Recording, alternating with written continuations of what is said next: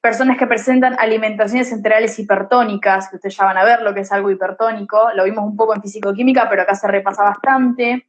Personas que presentan choque de calor. Alimentadas por sonda, diarreas, personas con diabetes insípida, incrementos excesivos del consumo de sodio, pérdida de agua. ¿Cómo van hasta ahora? Porque veo que no comentan y me asusto. Siento que estoy hablando con Cami sola. Se están bajando, así que no debe ser muy bueno. Bueno, es lo que hay. Manifestaciones clínicas. ¿Qué va a tener la persona? Obviamente, si hay una hipernatremia y hay demasiado sodio, ¿sí? La persona va a tener sed, ¿sí? ¿Por qué? Porque el organismo siempre va a intentar equilibrar, ¿sí? Con líquido el volumen de sodio. Entonces va a tener sed. Va a tener sequedad en las mucosas, va a tener edema lingual, ¿sí? Obviamente, como dice Cami, cada una de estas sintomatologías es propia de cada persona y del grado en el cual presenta, ¿sí? Este trastorno. Bien, después, ¿qué más? Bueno, va a tener trastornos a nivel neurológico. ¿Por qué? Esto es muy importante que sepan por qué. La persona va a presentar desorientación, delirios. ¿Y por qué? Porque puede ser que una pregunta de las docentes ha pasado sea, ¿y por qué presenta síntomas neurológicos una persona con este tipo de trastorno? Porque la célula, ¿sí? Adentro contiene líquido, ¿sí? El sodio está fuera de la célula. La célula, para intentar compensar, ¿sí? El volumen, a través de ósmosis va a eliminar líquido y la célula se va a deshidratar. Y esa deshidratación celular produce síntomas neurológicos, ¿sí? Como desorientación, delirios, como les decía recién. Hay una fotito que justo no les pude sacar, que la tiene el Brunner, que está al revés igual, eso sépanlo, para tener en cuenta, lo descubrí yo, en lo de la hiponatremia e hipernatremia, que muestran cómo se produce la deshidratación celular. No sé, está muy bueno. Y ahí las están comentando, cuando yo puse que no les gusta y se fueron, están comentando cosas muy lindas, muchas gracias, y ahí están preguntando que lo repitas otra vez. ¿Que repita qué parte? Lo de recién. ¿Lo de la deshidratación? Maca? No sé quién será, pero me suena conocida. Lo de la deshidratación celular, bueno, esto es así. La célula, ¿sí? Para intentar compensar el desequilibrio que está sucediendo, imagínense que está la célula y fuera de la célula hay mucho sodio, ¿sí? Por ósmosis, para intentar compensar este desequilibrio, la célula va a eliminar líquido, ¿sí? Al eliminar líquido, la célula se deshidrata y esa deshidratación celular rompe con la homeostasis necesaria y genera estos síntomas, desorientación, delirios, alteraciones del nivel de conciencia, ¿sí? Bueno, más o menos es eso. Después los cuidados también, lo que les explicábamos antes. Acá está, miren, esperen. En un trabajo de producción hice, tac. ¿Ven acá? Acá van a entender eso de lo que está diciendo Casi. Chicos, lean este libro. Es la bomba. Buenísimo. Fanáticas del libro. Sí, la deshidratación celular se produce en la hipernatremia. Sí. ¿Qué es lo que pregunta ahí Camila? Sí. Podríamos tocar la mayoría de los electrolitos. Lo que pasa va a ser lo mismo. Quizás avanzar con otro tema. Y va a ser largo, volver, aparte. Porque va a ser muy largo lo de los electrolitos. Pero en realidad, tocar, y si no podemos tocar potasio, que también es importante del líquido intracelular, y que tiene una función muy importante en lo que sería la contracción cardíaca, y va a tener alteraciones muy copadas, que no va a estar copada para la persona. No está copado, pero... Y que yo ya les voy a estar dibujando el electrocardiograma, mientras Casi habla. Ay, sí, una genia, dale. Bueno, vamos a hablar un poquito del potasio. Bien. A ver si me acuerdo. Al cielo me felicito, estoy muy orgullosa. Si no, yo creo que tengo un dibujo también. Si no, bueno. Vamos a ver si están iguales. Dale, hacelo. Bueno, mientras les hablo un poquito del potasio. El potasio se encuentra más, ¿sí? A nivel intracelular. Bien. Y los trastornos en su concentración producen muchos problemas a nivel del miocardio, como les decía Cami, ¿sí? Yo estoy acá también buscando el costo ese del electrocardiograma, que no sé dónde lo tengo. Y su concentración normal es de 3,5 a 5, ¿sí? miliequivalentes por litro. Entonces, ¿cómo piensan que se va a llamar el trastorno en una persona que tiene déficit de potasio? Escríbanlo mientras buscamos el costo del electrocardiograma. Sí, ya sé que lo sabe, Cami. ¿Cómo se llama? Es la hipopotasemia. Muy bien, la hipopotasemia. Bien. En la hipopotasemia, ¿sí? Se producen diversas manifestaciones, ¿sí? relacionadas al miocardio. Como les decía Cami, es muy importante que conozcan el electrocardiograma, ¿sí? No todo, porque lo que nosotros... No lo voy a mostrar, bueno, busco el mío. Porque nosotros, lo único que vemos del electrocardiograma, ¿sí? es la derivación D2, porque los electros se forman de muchas derivaciones. Vemos una en específico, ¿sí? que es la que muestra claramente, ¿sí? la despolarización auricular, la repolarización auricular, la despolarización ventricular y todo eso que se ve alterado, ¿sí? en los trastornos de potasio. Si querés, mientras explico un poquito mientras voy buscando el electro. Bueno, mientras casi busca la imagen, yo se la muestro acá porque ya la tengo. Ah, guau. Está en el libro igual también, chicas. El libro tiene todo. Sí, el libro es lo mejor. En la primera imagen van a ver el electrocardiograma de hipopotasemia. No sé si se llega a ver. ¿Sí? ¿Se llega a ver? Ah, bueno, ahí está. No sé si se enfoca. Dudo que se enfoque, pero yo les voy a explicar. Lo que nosotros estudiamos acá es la derivación D2, ¿sí? Está formada por la onda P, a ver si se ve ahí, P, el complejo QRS, la onda T, que es la verde, y la onda U, que a veces aparece y a veces no, ¿sí? Bueno, ahí esa es la de la hipo, ¿no? Este es el electro normal, ¿sí? Ok. ¿Y tenés el de la hipo? No, pero decimos dónde está la alteración. En la hipopotasemia... Van a poder encontrar un aplanamiento de la onda T, que ahí tiene casi, y una aparición de una onda U más ancha, por así decirlo. O sea, esta onda se va a volver más ancha y esta onda, que es la T, se va a aplanar. Sí. ¿Por qué se va a aplanar? Está bien. ¿Por qué se va a aplanar la onda? Que también les puedo preguntar eso. ¿Por qué se aplana la onda T en la hipopotasemia? Lo que sucede es que como el potasio, ¿sí? actúa en la contracción muscular, lo que va a pasar va a ser que al haber menos potasio, la repolarización ventricular, que es la representación de la onda T, ¿sí? va a ser más lenta. Entonces, al ser más lenta la repolarización ventricular, se va a aplanar la onda T, ¿sí? Esa es la explicación de por qué. Después va a haber trastornos en la motilidad intestinal, ¿sí? Va a presentar náuseas, vómitos. La persona puede presentar arritmias, que es súper importante, ¿sí? Igual el déficit tiene que ser... Sí, pronunciadísimo para que haya arritmias.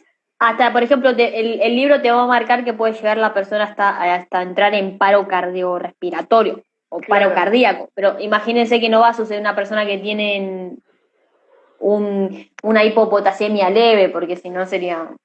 Es como los otros desequilibrios, los signos y síntomas son generales. Bien. Bueno, después está la hiperpotasemia, que también creo que igual, o sea, como que se entiende más o menos cómo es que tienen que apuntar el estudio hacia estos temas, ¿sí? Ir viendo cómo son las causas, ir viendo cómo son las manifestaciones clínicas. Así que si quieren, pasamos a otro tema, ¿sí? Y avanzamos un poco. ¿Van entendiendo cómo es que tienen que estudiar esto? O sea, intentando no estudiarlo de memoria. Sé que es difícil porque hay cosas que todavía no comprenden. O sea, por ejemplo, cuando habla de que una causa es la insuficiencia renal, todavía no van a comprender por qué, pero sí tienen que saberlo porque cuando estudien insuficiencia renal, por ejemplo, van a entender por qué, van a decir, cuando yo estudié tal trastorno electrolítico no entendía por qué y ahora sí, ¿sí? Entonces ahora van a ver esto por encima y con cada patología van a ir viendo por qué suceden estas cosas, ¿bien? Antes de avanzar, los que estuvieron en todo el vivo? ¿Van entendiendo lo que vamos hablando o se le está haciendo medio difícil? Lo último, Val, fue un ejemplo de cómo hacer la lectura del electron, no es que ustedes lo tienen que saber perfecto. Bien. A ver. Siempre que digo el vivo se está bajando, ahora empieza a entrar gente y me empieza a poner corazones, porque se fue a 28. Bueno. De 10 dice Matías, un genio, no sé quién es, pero me cae bien. Sigamos un poquito. Bueno, sepan que tienen que saber, en lo posible, todos los trastornos electrolíticos que están en el Brunner: sodio, potasio, calcio, magnesio, cloro, todos son importantes, ¿sí? No es que hay unos más importantes que otros, obviamente algunos sí son más frecuentes que otros, ¿sí? Pero tienen que saberlos todos. Bueno, si quieren hablamos un poquito de fluidoterapia, ¿sí? Para, ¿no tocamos trastornos ácido-base? Ay, lo odio, háblalo vos. Mi tema más odiado de médico-quirúrgica. Trastornos ácido-base. Acá vuelve físico-química otra vez. Vamos a hablar poquito porque es un tema bastante importante y que se necesita de mucho conocimiento y que si le pifias un poco, tampoco tanto. Bueno, trastornos ácido-base. Tengo mi machete por las dudas. Yo tengo una intro acá también, por las dudas. Nosotros vimos pH en físico-química y nos hacían hacer ejercicios que nadie entendía para nada. Por lo menos yo Me pasó. Solo entendía los ejercicios de soluciones. Bien. ¿Cómo se regula el pH? ¿Cómo se regula? Con mecanismos compensatorios. Pensé que la gente me iba a responder, pero... Bueno. No sé. Bueno, con mecanismos compensatorios. Bueno, para que el pH...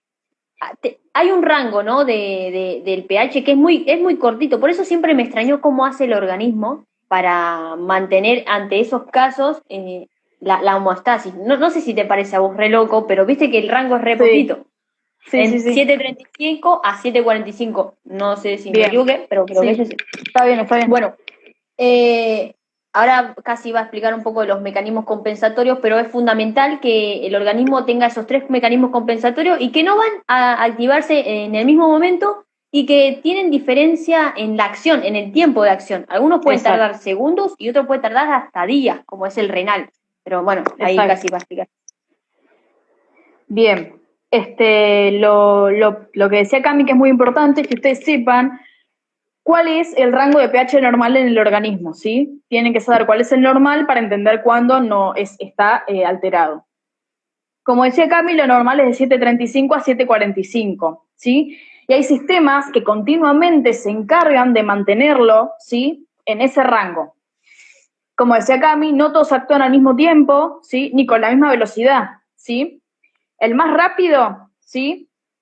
Es el pH buffer, ¿sí? Que es lo que vimos en fisicoquímica. El pH buffer continuamente, ¿sí? Es un sistema amortiguador, ¿sí? Que funciona entre bicarbonato, ¿sí? Y ácido carbónico, por ejemplo, y regula sobre todo la concentración de hidrogeniones. ¿Bien? Esto es muy importante que lo sepan. Después, el segundo mecanismo, ¿sí? Que le sigue a que no es tan rápido, pero está continuamente funcionando, es el sistema respiratorio, ¿sí? Que parece que no, pero actúa en el control, ¿sí? Del pH del organismo, ¿sí?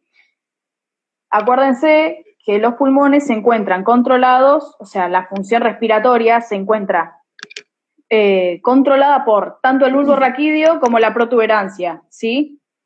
Eso, sí, son amortiguadores químicos los anteriores. Bien, nosotros dijimos sistema buffer, pero es lo mismo que decir amortiguadores químicos. Sí. Bien. ¿Qué controlan? Controlan los niveles de dióxido de carbono y los niveles de oxígeno, ¿sí?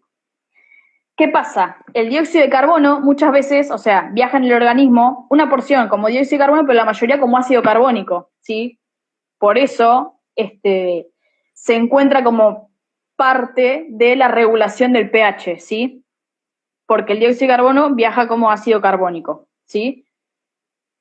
Después, ¿qué más?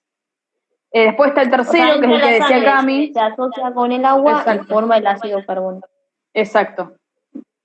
Y después está lo que decía Cami, que es el más lento, digamos, pero muy eficaz también, que es el sistema renal, ¿sí? Que es el tercero que funciona.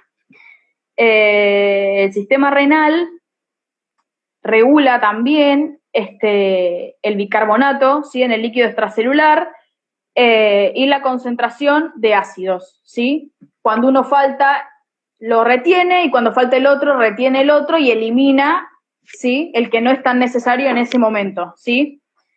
Lo hace con un montón de desechos, ácido sulfúrico, urea, creatinina, con un montón de elementos, ¿sí? Que pueden resultar tóxicos para el organismo, ¿bien? Así se regula básicamente el ácido base en el organismo. Y después están los trastornos, que yo los detesto, así que le dejo acá a mí que los diga. Bueno, sí, hay dos tipos de trastornos. Se puede producir ya sea una acidosis o alcalosis.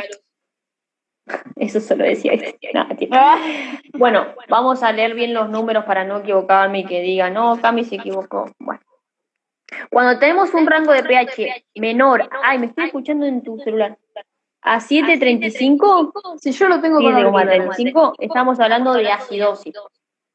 Y cuando tenemos un pH mayor de 7,45, estamos hablando de alcalosis, que es lo mismo decir estado básico por las bases, ¿no?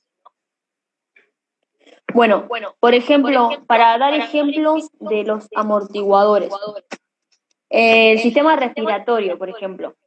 Cuando el sistema respiratorio en acidosis, ¿cómo va a compensar al organismo? Va a hacer que aumente la frecuencia respiratoria. ¿Para qué? Para eliminar el dióxido de carbono y aumentar el pH, ¿sí? Hay eco, dice. ¿Cómo? No sé cómo solucionar eso. Yo tampoco. Tengo el auricular. A ver, bajale a tu volumen. A ver. Hola. ¿Ahí?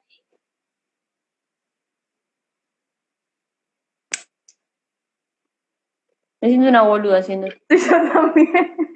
Bueno, ya Hola, fue. ¿Ahí menos eco?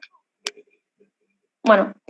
Y en estados alcalóticos, ¿cómo lo compensa el sistema respiratorio? Bueno, ¿qué hace? Disminuye la frecuencia respiratoria para retener dióxido de carbono. Sí, dice.